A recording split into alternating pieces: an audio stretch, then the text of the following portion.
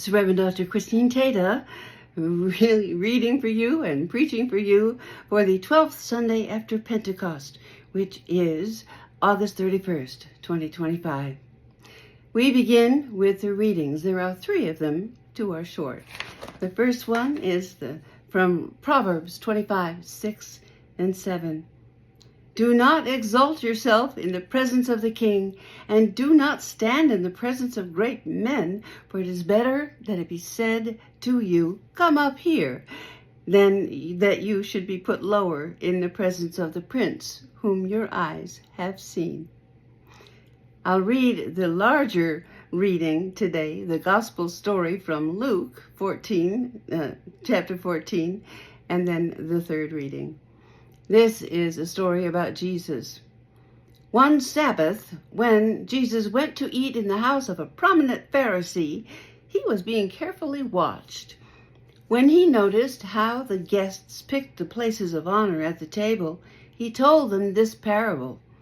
When someone invites you to a wedding feast, do not take the place of honor, for a person more distinguished than you may have been invited. If so, the host who invited both of you will come to you and say, give this person your seat. Then, humiliated, you will have to take the least important place. But when you are invited, take the lowest place, so that when your host comes, he will say to you, friend, move up to a better place. Then you will be honored in the presence of all the other guests. For all those who exalt themselves will be humbled, and those who humble themselves will be exalted. Then Jesus said to his host, when you give a luncheon or dinner, do not invite your friends, your brothers or sisters, your relatives, your rich neighbors. If you do, they may invite you back, and so you will be repaid. But when you give a banquet, invite the poor, the crippled, the lame, the blind, and you will be blessed. Although they cannot repay you, you will be repaid at the resurrection of the righteous. Here ends the reading of the gospel. And finally, another sacred reading from Hebrews 13, 1 and 2. Never cease to love your fellow Christians. Do not neglect to show hospitality. By doing this, some have entertained angels unawares. Well, that's it, a nice little trio of readings. And I want to welcome everyone, either in the sound of my voice today or later on, to this fifth Sunday joint worship of 2 progressive UCC congregations in the Colville Valley. And this particular Sunday, they're having communion and a potluck. That's right. Following today's service, the Sunday service with the Holy Meal with Christ, they're also just having a meal. This is one thing that's really nice about progressive Christians. You bring a dish, you get an invitation to the meal. Even if you didn't bring something, it's usually all right. You just point to the person behind you and say, I'm with them. And if you did that and you feel guilty, you just do dishes and then you're square. Mainline churches, they love a potluck, that's all. In fact, you know what they say about membership in the United Church of Christ, right? 2 requirements: believe in God and have a 9x12 baking pan. You know I've said that before. Anyway, I love it because at Chihuahua, the discussion afterwards over the potluck takes place around big round tables. Very nice, very equal seating, no one higher than anyone else. And so it might even make people wonder, what was Jesus talking about with the higher places, the lower places? That was part of the culture at the time. We don't have that so much, at least not overtly, but they sure did at that time. It was just like your prestige was determined by where you sat. What's an analogy for today? I don't know. First class, business class, coach, lavatory, It depends. Except the seats at the banquet, the capital they were using there was only prestige. And Jesus' advice was, don't just slide up to first class, because how embarrassing to be sent to the back of the line.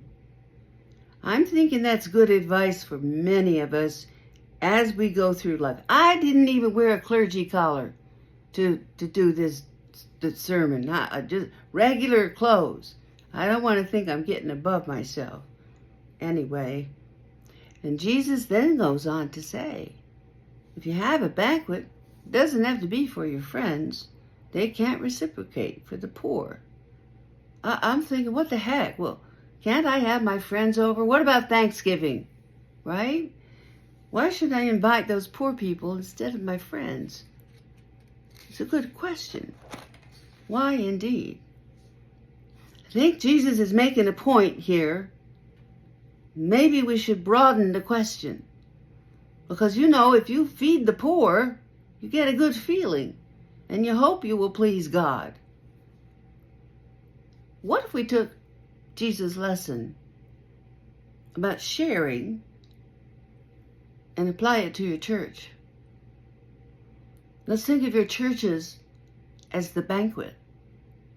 Because truly you have riches in each of your congregations. Loving people, loads of experience, the desire to grow again and share your beautiful stuff with new folks. And if you're serious about your outreach, it will need to be an outreach to more than just a few friends of yours. We know this. So I've thought about this a lot. And I believe maybe all of us are poor in one way or another. Poor in faith right now. Maybe a little scared, a little fretful. Don't have enough faith. Poor in heart. Unloved or unloving. Maybe we're poor in self-confidence. We're just not really feeling worthy right now.